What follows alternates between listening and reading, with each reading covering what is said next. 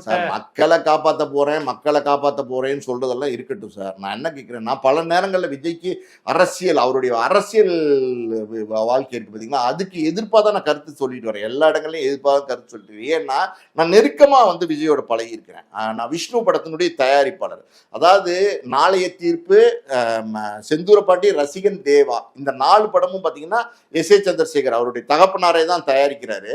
5வது படமா ஃபர்ஸ்ட் டைமா வேற ஒரு வெளி ப்ரொடியூசர் ஃபர்ஸ்ட் டைமா விஜய் புக் பண்ணது எங்க அப்பா தான். அதாவது நான் தான் அந்த படத்தினுடைய தயாரிப்பாளர். எங்க அப்பா தான் 1 லட்ச ரூபா அட்வான்ஸ் கொடுத்து புக் பண்ணாரு. அந்த படம் எடுத்தோம். விஷ்ணு படம் எடுக்கும் போதே பாத்தீங்கன்னா எஸ் ஏ சந்திரசேகருக்கும் விஜய்க்கும் ஏகப்பட்ட பிரச்சனை. செட்லயே எஸ் ஏ சந்திரசேகர் ஒன்னு சொல்லுவாரு, விஜய் கேட்க மாட்டாரு. எஸ் ஏ சந்திரசேகர் ஒன்னு சொல்லுவாரு, விஜய் கேட்க மாட்டாரு. எஸ் ஏ சந்திரசேகர் அப்பவே பல முரண்பாடுகள். இந்த முரண்பாடுகள் இது ஆல்ரெடி 4 படம் நடிச்சிருந்ததுனால ஆல்ரெடி அதெல்லாம் ஓன் ப்ரொடக்ஷன். இப்ப இது வெளி தயாரிப்பாளர்களுடைய படம் போது இது எஸ் ஏ சந்திரசேகர் ரொம்ப வருத்தப்படுவார். அது ஸ்பாட் அவுட்டே விஜய் கிளம்பி போயிடுவார்.